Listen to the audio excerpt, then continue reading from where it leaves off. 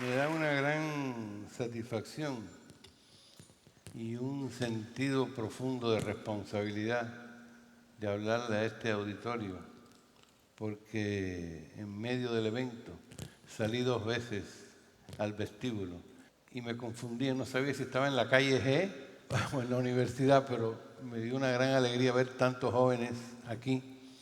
Así que a ustedes, sobre todo, les dedico estas palabras que voy a leer. Es muy difícil para un escritor cumplir una misión como la de compensar la incertidumbre, el desasosiego, el horror en que vive el planeta en este momento. No es misión del escritor, porque el escritor no es un pedagogo, no tiene que hacer una labor didáctica, pero sí debe dejar una brizna de aliento en el público lector. Y eso es lo que yo he querido hacer con mi modesta obra. El Papa, cuando vino aquí a La Habana, aquí a Cuba, dijo que estábamos viviendo la tercera guerra mundial por etapas. Y yo creo que no se equivocó.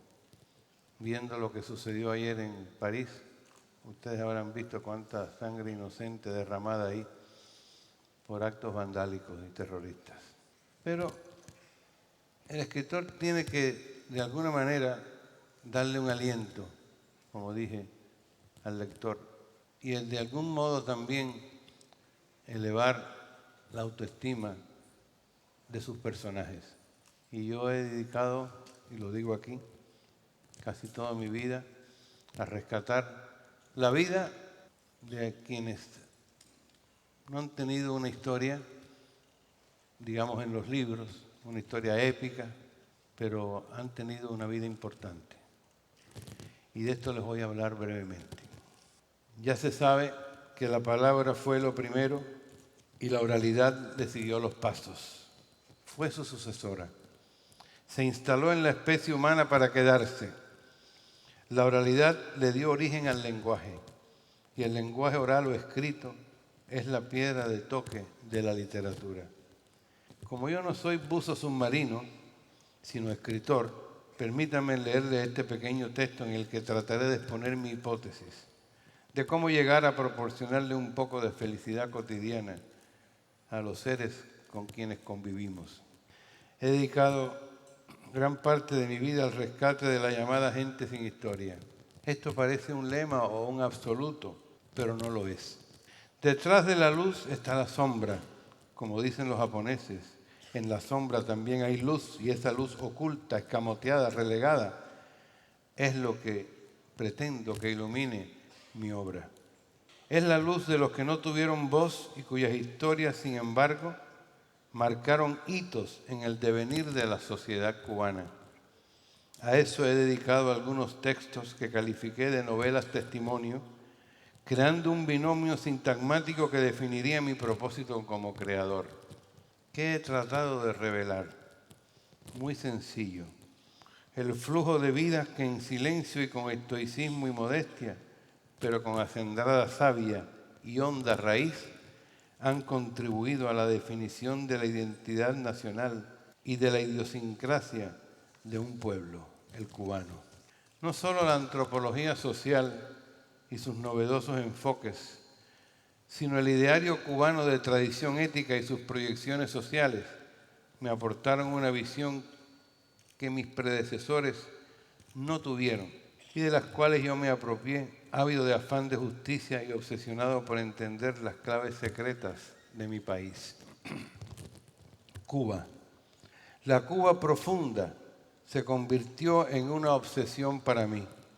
Comenzó entonces la labor de sondeo y búsqueda en los intersticios del tejido social que había tenido ante mis ojos y que no podía ver con claridad.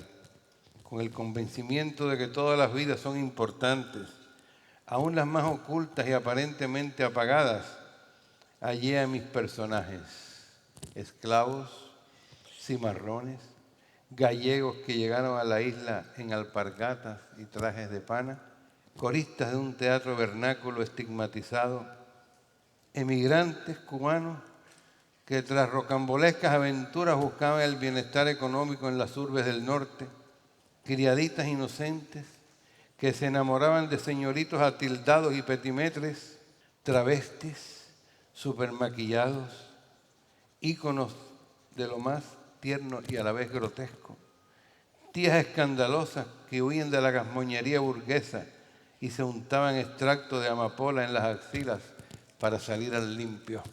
Busqué sobre todo la misteriosa urdimbre del lenguaje, no como caricatura, sino como naturaleza viva.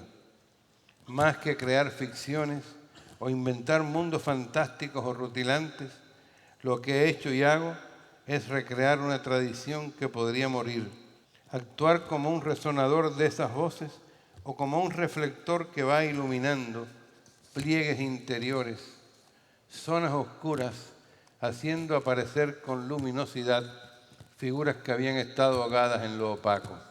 Hay quien colecciona sellos antiguos, aves exóticas, monedas etruscas. Yo he coleccionado vidas ajenas que no pesan en lo ingrávido ni en los bolsillos, pero sí revelan la microhistoria, convencido como estoy de que solo el escritor puede salvar la memoria colectiva frente a la avalancha de la tecnología, la invasión de los robots o el olvido de los saberes y las tradiciones que nos ayudan a sostener la arboladura del hombre. No soy un escritor puro. Soy algo así como un híbrido de halcón y jicotea. Veo desde lo alto de las cumbres inacibles y expurgo en lo más raso de la tierra para recoger la savia y despejar los caminos de los residuos y el estiércol. No aspiro a definiciones categóricas ni ofrezco soluciones sociales. Las soluciones sociales, bien, las soluciones sociales son el menester de los políticos. Lo único que deseo es mostrar el corazón que late con fuerza en el cuerpo humano, desafiando el tedio y la inercia. No me interesa el tipo simpático, imaginativo y jaranero, ni tampoco, con respeto de mis admirados Truman Capote y Norman Mailer, los crímenes múltiples como en la novela Sangre Fría, que traduje por cierto, ni las oleadas reivindicadoras de la izquierda en la obra de Norman Mailer, por ejemplo.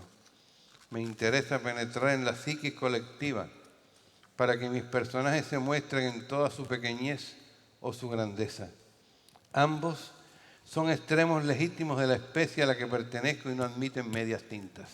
Aspiro a presentar un mundo al revés, rescatar un lenguaje raigal y devolverle al ser humano lo más puro de su esencia. Creo que con eso, y lo he comprobado, le devuelvo también un poco de la felicidad secuestrada y la autoestima perdida en los avatares de las diferencias sociales, la discriminación y el desprecio. Por ello me brindo como escritor en dulce y pronta servidumbre. Si algo me propongo es que todos, como una gran familia vigorosa, podamos alcanzar la dicha de llamarnos cubanos, latinoamericanos o sencillamente habitantes de este convulso planeta que cada día pierde más su necesario equilibrio. Así, desde aquí, desde esta alucinante y visceral isla, podremos empujar un país, este pequeño país, hacia un destino de dicha mayor. Yo soy el que anda por ahí empujando un país. No es una fantasía, es cierto. Me he pasado la vida empujando un país. Con grandes piedras del camino y mis zapatos gigantes, he ido poco a poco empujando un país. Contra los grandes vientos y la noche que chirría en sus goznes, contra la falta de oxígeno y los malos presagios, he hecho lo indecible por empujar un país. Pero hay muchas otras cosas que hacer, como amar en lo oscuro, sin paredes, por cierto, o desgranar el arroz cotidiano con sabor a coleópteros, o limarse las uñas frente a un espejo de azogue, o jugar a la pelota con los niños estrábicos del barrio. Así que perdonen si no escucho las quejas de mis contemporáneos. Yo no puedo hacer otra cosa que seguir empujando un país. Muchas gracias.